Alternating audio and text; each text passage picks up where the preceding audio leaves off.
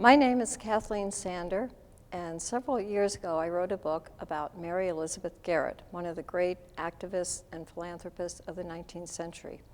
And we're sitting here today in the Welsh Library on the Johns Hopkins University Medical Campus in the West Reading Room. And behind me is a beautiful portrait of Mary Elizabeth Garrett that was painted by John Singer Sargent. We're here to talk about Mary Elizabeth Garrett and her great impact on American medicine and women's advancement in the 19th century. And when Mary was born in Baltimore in 1854, she seemed a very unlikely candidate to completely revolutionize American medicine and become one of the great activists of her day. She was born into a very wealthy family. Her grandfather came to Baltimore very early in the 19th century, and he joined a group of very eager and up-and-coming merchants like himself, and one of them was Johns Hopkins. And the two men developed a lifelong relationship, business relationship, and friendship. And Mary's father became even more successful and more significant because in 1858 he became president of the Baltimore and Ohio Railroad, the country's first railroad. Now her father died in 1884, and he had amassed one of the great fortunes of the day. He died with an estate of $17 million, and that was huge at that time. This was a time when a typical male factory worker would have earned $500 a year. So the first thing Mary wanted to do was to change the world. And I guess we can say at some point she really did. But she was lucky to have a group of wonderful friends, 4 friends from Baltimore. And they called themselves the Friday Night because they would meet on Friday nights and they would socialize. They would go to the theater, they would go to dinner, but mostly they would sit around and complain about how men had all the advantages in society and women had very few. And the first thing they did was to start a school called the Bryn Mawr School, which is still, after all these years, from 1885, still going strong. So they started the Bryn Mawr School in downtown Baltimore, 1885, in a little Quaker schoolhouse. And right next door was the new Johns Hopkins University. And in 1889, they approached Daniel Coit Gilman, president of the new university, and offered to raise the money to open the medical school if the trustees would agree to accept women applicants on the same terms as men. They decided to form committees around the country.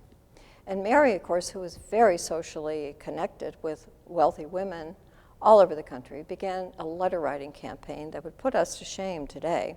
Women were not all that successful in raising the money.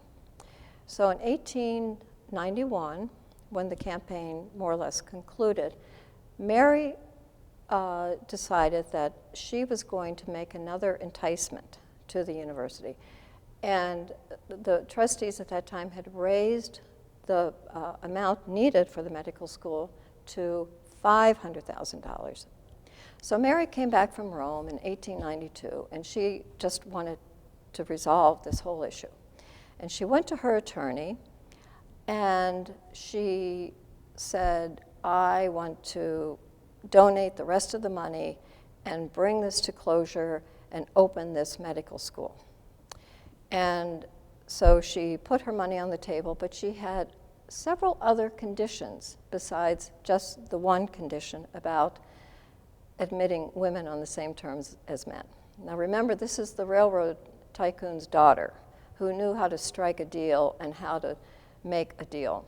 She had 5 other conditions that she wanted if the trustees accepted her money.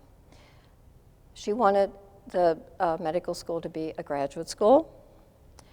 She also wanted the students to be fluent in French and German, again, a very high standard.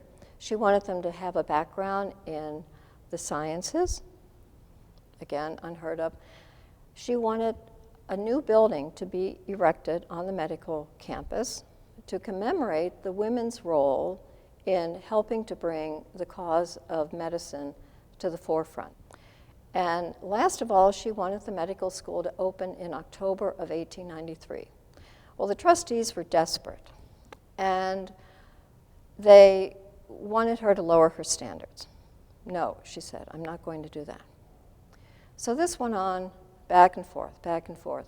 Finally, after 2 months, she changed one requirement. It was a minor science requirement.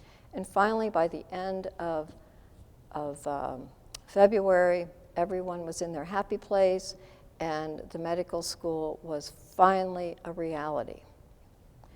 Now, Mary's gift to open the medical school not only did all those great things about raising standards, but it also made medical philanthropy of great interest to philanthropists. And in 1910, there was a survey taken of the best medical schools in the country and Canada. And Hopkins Medical School came out as #1.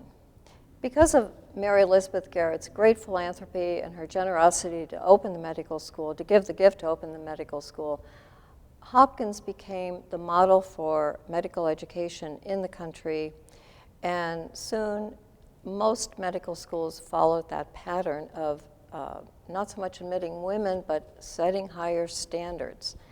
Johns Hopkins University School of Medicine today is known as one of the top, if not the top, medical schools in the world. And we have Mary Elizabeth Garrett and her great visionary philanthropy to thank for that.